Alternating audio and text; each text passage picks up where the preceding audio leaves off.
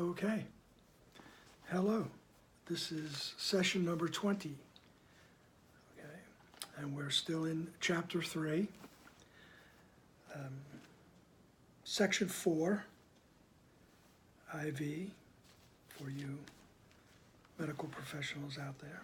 IV, 4, error and the ego. All right. This is early on in the dictation of the Course in Miracles. All right, it's still Chapter 3. She's beginning to give us an inkling of what the ego is. All right, so let's check it out. Page 41, right at the bottom. The abilities you now possess are only shadows of your real strength. All of your present functions are divided and open to question and doubt. This is because you are not certain how you will use them, and are therefore incapable of knowledge.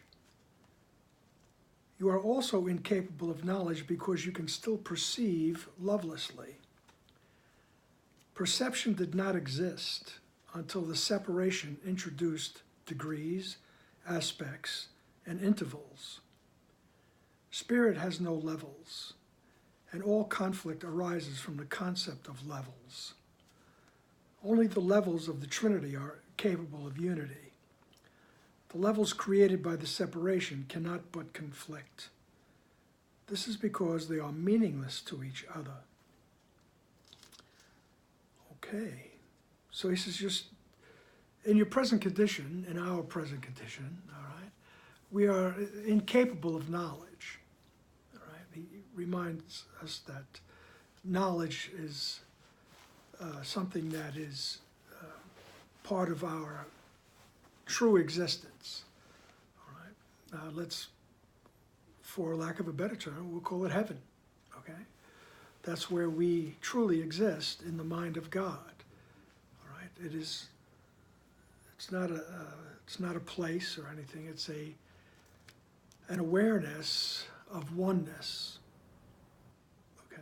Just complete, total awareness of oneness, and that there is nothing else, okay? Try to put these things into words is you're putting a fence around what's infinite, eternal. All right, I'm going to go to forward into chapter 18, where it says, heaven is not a place nor a condition. It is merely an awareness of perfect oneness and the knowledge that there is nothing else, nothing outside this oneness, and nothing else within. All right? Last time we got together, we spoke about that state of abstraction. All right? There's no specifics. All right? So it's not a place nor a condition. It's merely an awareness of perfect oneness. Okay, that's where knowledge is. All right. So he says you're still incapable of knowledge because you can still perceive lovelessly. In other words, we're still here in this ego thought system. The result, the effect of believing that we could separate from that oneness. Right? That's the result is the ego thought system, which just serves to prove every moment of the day that you succeeded, I succeeded, we all succeeded in separating from the oneness. Okay? And we are therefore still able to perceive lovelessly, without the filter of love. Okay? And then he goes on in paragraph 1 on page 42. He says, perception did not exist until the separation introduced degrees, aspects, and intervals. All right? So now we have, you and me, foreground, background, different shapes and sizes, and different senses and time, 10 years ago, 50 years ago. 10 years from now, where do you see yourself 5 years from now? I don't know, that was always a crazy question that you would run up against in interviews, I guess, mostly. Where do you see yourself in 5 years? I don't know. At the beach, maybe. That was the wrong answer, of course. Okay, so nonetheless, perception did not exist until the belief in separation, and that introduced degrees, aspects, and intervals. He says, spirit has no levels, all right? Our true existence has no levels, all right? And all conflict arises from the concept of levels, okay? Only the levels of the Trinity are capable of unity. So he's taking that concept of Christianity that talks about the Holy Trinity, the Father, Son, and Holy Spirit. Okay, he says those are three different levels. He says, but they're the only things that are capable of unity, right? And in the book he tells us there's actually there's no differentiation from the Father, the Son, and the Holy Spirit. They're one thing, all right? And that's the awareness of heaven, the awareness of oneness, okay? But he's just laying down tracks here, just laying down concepts, helping us to build upon things, all right? So, he says, only the levels of the Trinity are capable of unity. The levels created by the separation, they can't help it. They have to conflict, okay? This is because they are meaningless to each other, right? He's saying in actuality, all these differences that we see, different degrees, aspects, and intervals, he's telling you, basically, bottom line is it's meaningless. But until we become aware of and are not afraid of the meaninglessness, we will work toward that awareness. We work toward it, okay? You just don't jump into it and say, well, this is all very meaningless. I don't have to do anything, Well, got this rash on my arm, but the rash is meaningless. Isn't the body meaningless? He says, don't do that to yourself. Take care of yourself. We're going to put the body to a different use. All right? We're going to put the body in the use of the Holy Spirit. All right? And that just, could simply be that you're going to walk around carrying the light with you, carrying the light of compassion and forgiveness and kindness and generosity and everything that comes with connection to the right mind. And he's going to get to right-mindedness here. Let me get to it, okay? Paragraph 2, consciousness, the level of perception, was the first split introduced into the mind after the separation, making the mind a perceiver rather than a creator. Consciousness is correctly identified as the domain of the ego. The ego is a wrong-minded attempt to perceive yourself as you wish to be, rather than as you are. Yet you can know yourself only as you are, because that is all you can be sure of. Everything else is open to question. Okay, so the consciousness is correctly identified as the domain of the ego. All right. Remember, we're going with the idea that our true state is the abstract state where we're just aware of complete oneness. Okay. Having turned our back on that, we become perceivers, and it's as if, we're conscious I have a consciousness. I'm aware of perceiving things, right? I find it to be, different than the spiritual teacher Eckhart Tolle talks about consciousness rising, all right, and being conscious. See, these are words, they get used differently. And I think his use of the word consciousness is more in line with the idea of becoming aware of who you are, of what you are, of where you fit in with the universe. Okay? So that's his idea of, it's an awakening. It's like a Buddha. The Buddha, I believe the word Bud means to wake up. So the Buddha is the one who woke up, right? And you're all eventual Buddhas, right? Because sooner or later, we will wake up, okay?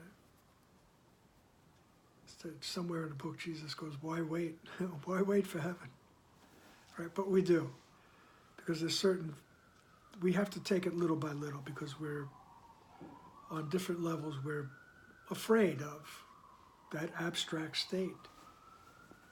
Right? First, we're afraid of going to the mind. We think we're going to get met there by a vengeful God who's now angry that you turned your back on everything. Right? You ruined the oneness. Now I'm going to ruin you, bro. God talks like that sometimes, I guess. Okay. Enough. Let's go. So the ego is a wrong-minded attempt to perceive yourself as you wish to be. So the ego, all right, it's the way to see ourselves as we wish to be. Right? We wish to be independent. We wish to be separated from the oneness. We wish to be out on our own, autonomous. Right? There's no authority but me. So he says that's a wrong-minded attempt to perceive yourself as you wish to be, rather than as you are, right? Which is the innocent thought in the mind of God, so to speak. He says, yet you can know yourself only as you are, because that is all you can be sure of. Right? The only time you could be sure is when you're in that awakened state on that verge of molding, I guess, all right, into the mind of God, back into the mind of God, all right, or waking up to the fact that that's where we are. Okay, he says that's the only thing you could be sure of. All right, everything else is open to question. Everything in this ego existence is open to question. And he goes on, the ego is the questioning aspect of the post-separation self, which was made rather than created. It is capable of asking questions, but not of perceiving meaningful answers, because these would involve knowledge and cannot be perceived. The mind is therefore confused, because only one-mindedness can be without confusion. A separated or divided mind must be confused. It is necessarily uncertain about what it is. It has to be in conflict because it is out of accord with itself. This makes its aspects strangers to each other. And this is the essence of the fear-prone condition, in which attack is always possible. You have every reason to feel afraid as you perceive yourself. This is why you cannot escape from fear until you realize that you did not and could not create yourself. You can never make your misperceptions true, and your creation is beyond your own error. That is why you must eventually choose to heal the separation. He says, sooner or later you're going to find out, you're going to realize, right, that your true self is beyond your perceptions of yourself, your creations of the way you made yourself. Right? Your true self is different. Right? That's why you're going to choose to heal the separation, because we're running around in this existence, and you have good days and bad days, okay? But it's very, very hard, right?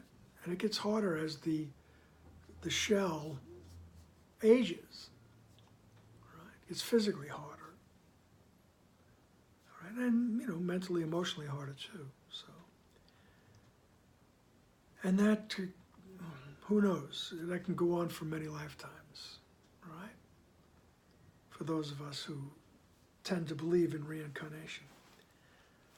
All right. As an aside, I happen to think it's all happening at once, but that's a discussion for when we meet Stephen Hawking, okay? I digress, all right? But nonetheless, it says the ego is the questioning aspect of the post-separation self. It's always running around thinking, well, maybe I should do that, maybe, what's that all about? What should I do? All right? Only because it's uncertain. We're always uncertain of who we are. What's coming up in my mind now is that admonition you get from higher-ups, so to speak, as you grow. Make something of yourself. It's like, oh, God. Make something of yourself. It's very important. Right? And then he says you have every reason to feel afraid as you perceive yourself. Right? Because all these different aspects of yourself, right, and different aspects that we perceive outside ourselves. All right, remember, everything is one. And the post-separation self sees all kinds of separation and differences. All right, but they're all aspects of the one mind. Right? And yet, on this level, this physical level, this ego level, all these aspects are strangers to themselves. And so there's the idea of not trusting the stranger. You have to defend yourself. Right? This is the essence of fear, the essence of the fear-prone condition, in which attack is always possible. Right? It says you have every reason to be afraid the way you perceive yourself. Right? And that's why you cannot escape from fear until you realize you did not create yourself. Until you realize you are that extension of God. Okay? Then the fear dissipates. All right? So, let's look at paragraph 4. Right-mindedness is not to be confused with the knowing mind, because it is applicable only to right perception. You can be right-minded or wrong-minded, and even this is subject to degrees, clearly demonstrating that knowledge is not involved. The term right-mindedness is properly used as the correction for wrong-mindedness and applies to the state of mind that induces accurate perception. It is miracle-minded because it heals misperception, and that is indeed a miracle in view of how you perceive yourself. So he might have used the term right-mindedness before, but he's clarifying it now. Right-mindedness, he says, is not knowledge, right? But it's a different way. It's a way of correcting our misperceptions, right? So we say we have a wrong mind and a right mind. In the wrong mind, I'm fully blown ego. Everything is seen through that filter of, it's you or me, all right? I didn't do it, it's your fault, all right? I got to get mine, all that. It's conflict and chaos, all right? And yet we can, as we would say all the time, you can go to your right mind, right? And going to the right mind it's like inviting Jesus or Holy Spirit, help me to see correctly. That's a right-minded decision, a decision to see through the filter of the right mind. And he says if it's properly used, it's used as a correction for wrong-mindedness. Right? And it applies to the state of mind. So right-mindedness describes the state of mind which, as he says here, induces accurate perception. So it induces true perception, to see things through the eyes of innocence, right? Through the eyes of Jesus, right? Through the eyes of knowledge of who you are. And that corrects our ego interpretations, all right? And he says even this can be used by degrees, all right? Perception always involves some misuse of the mind because it brings the mind into areas of uncertainty. The mind is very active. When it chooses to be separated, it chooses to perceive. All right? Until then, it wills only to know. So we were in that state of knowing, right, until we chose to believe we could be separated, and then we become perceivers. Okay? Until then, it only wills to know. Afterwards, it can only choose ambiguously. And the only way out of ambiguity is clear perception. The mind returns to its proper function only when it wills to know. This places it in the service of spirit, where perception is changed. The mind chooses to divide itself when it chooses to make its own levels. But it could not entirely separate itself from spirit, because it is from spirit that it derives its whole power to make or create. Even in miscreation, the mind is affirming its source, or it would merely cease to be. This is impossible because the mind belongs to spirit, which God created, and which is therefore eternal. So, the mind returns to its proper function when it wills to know. Right? So it's that desire to help me to see correctly. Right? I'm on the ladder, I'm on the bridge to knowing. Right? So I will to know. And the mind returns to its proper function, which is the extension of love. And this decision places it in the service of spirit. So I place my mind in the service of spirit, of right perception. Okay? And there my perception is changed. Okay? And as he says, the mind is very active, but it can never separate completely from its source. Otherwise, it wouldn't exist. Right? So the mind belongs to spirit, which God created, and which is therefore eternal. So you're really always connected to the mind of God. It's just that we've put these blocks to that awareness in front of us. Right? The ability to perceive made the body possible, because you must perceive something with something. That is why perception involves an exchange or a translation, which knowledge does not need. Right? The interpretive function of perception, a distorted form of creation, then permits you to interpret the body as yourself in an attempt to escape from the conflict you have induced. Right? Spirit, which knows, could not be reconciled with this loss of power, because it is incapable of darkness. This makes spirit almost inaccessible to the mind and entirely inaccessible to the body.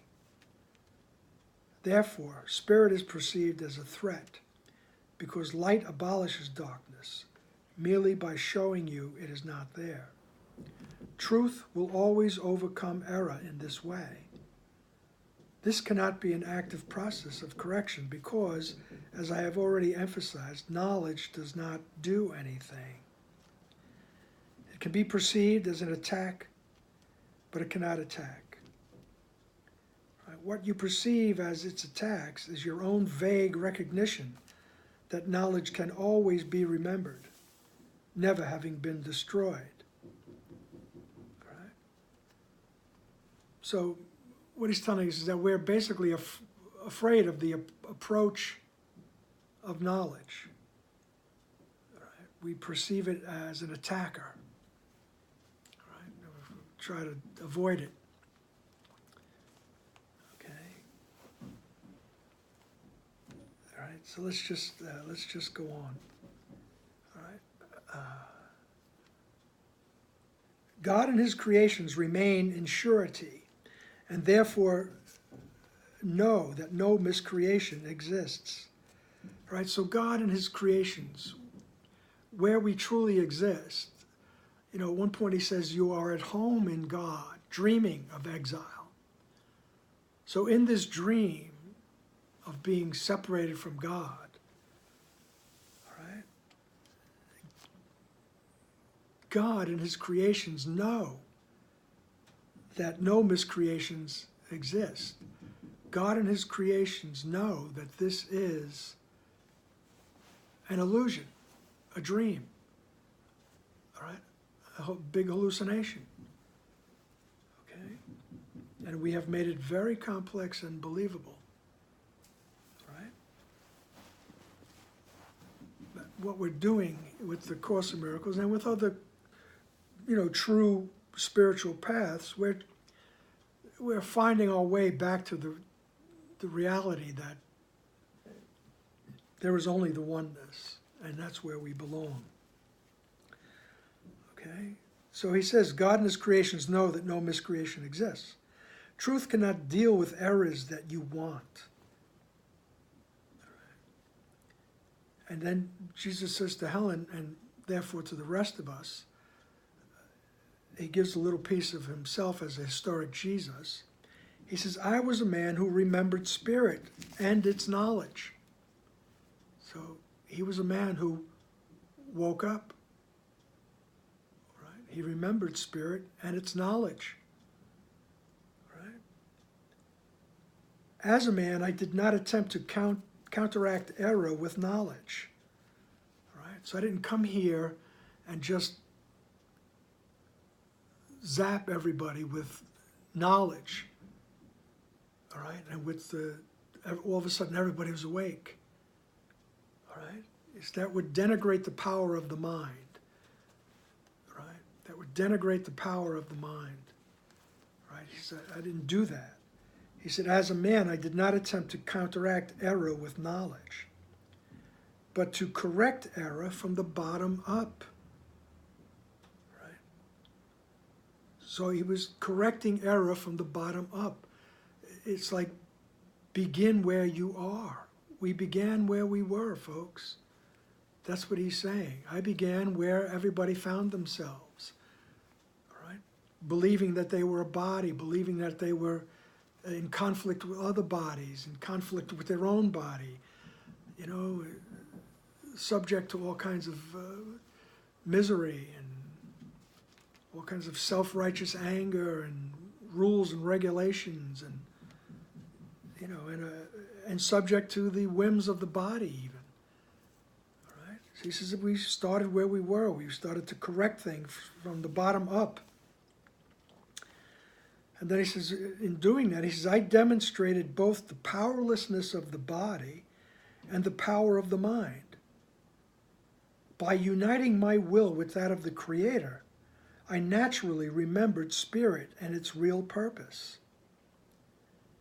I cannot unite your will with God's for you, but I can erase all misperceptions from your mind if you will bring it under my guidance. Only your misperceptions stand in the way. Without them, your choice is certain. Sane perception induces sane choosing. I cannot choose for you, but I can help you make your own right choice. Many are called, but few are chosen. He says that should be, all are called, but few choose to listen. Therefore, they do not choose right. The chosen ones, in quotes, are merely those who choose right sooner. Right minds can do this now, and they will find rest unto their souls. God knows you only in peace, and that is your reality. So your reality is peace. Just try to imagine being totally peaceful. Imagine a time when you felt peaceful and tranquil and happy. All right? And then try to expand that into eternity. Because that is your reality. All right?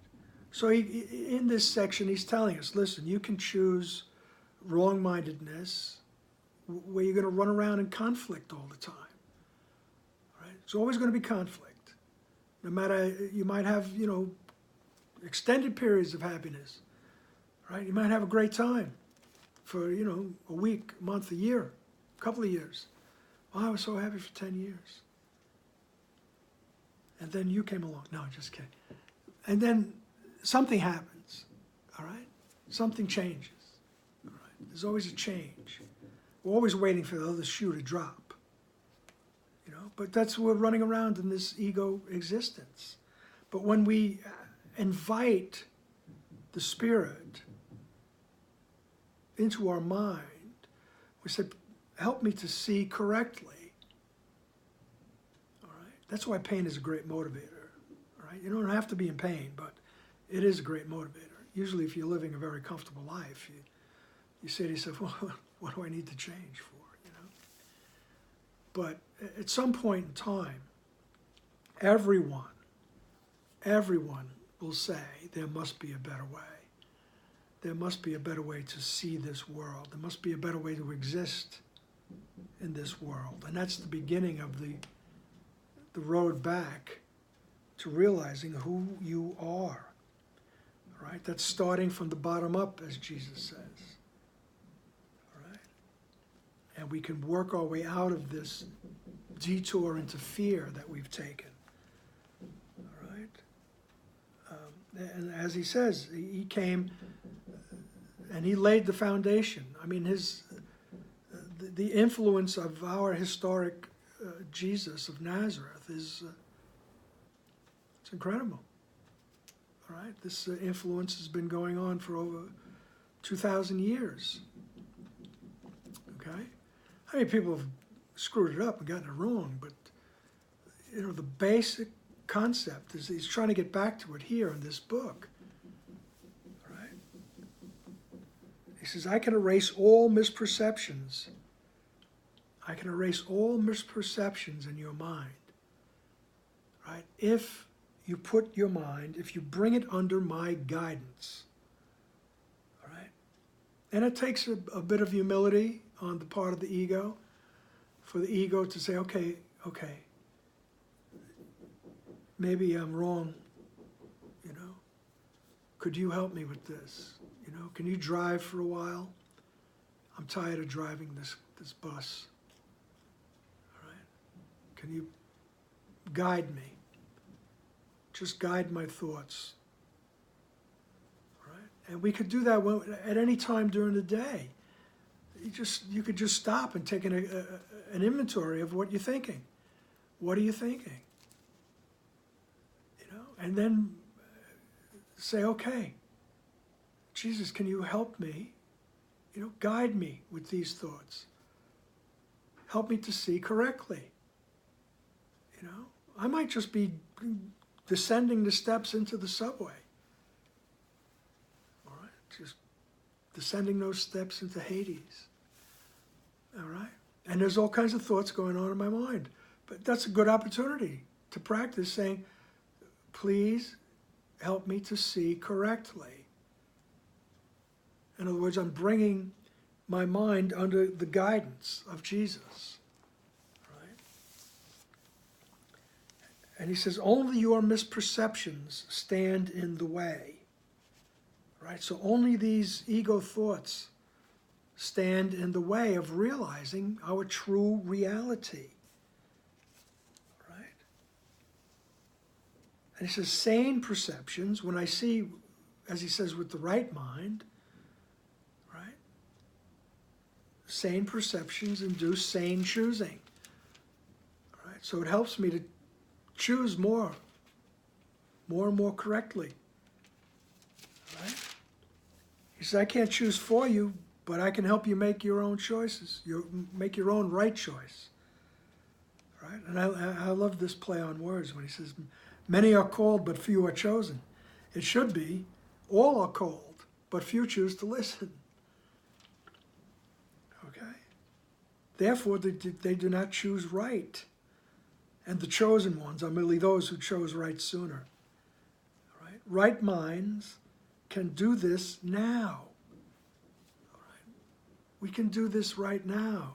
Go to that right mind, so to speak. All right?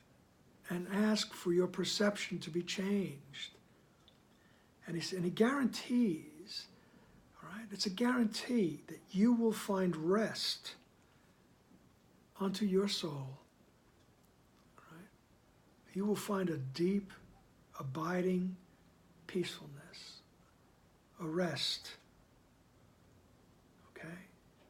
Because God knows you only in peace, and this is your reality. All right? Peace is your reality, and God knows you, and you will know, you will remember him, you will recognize him. Okay? And when I say that, you'll find rest unto your soul, and I'll end with this, with a reference to the Grateful Dead. Right, I have a Grateful Dead shirt on. So when they sing, listen to the river, sing sweet songs to rock my soul. And it's so peaceful. And that's what we're asking Jesus to do. Enter my mind, guide me, and rock my soul. Okay then. That's our spiritual and musical lesson for the day. And thank you for being here.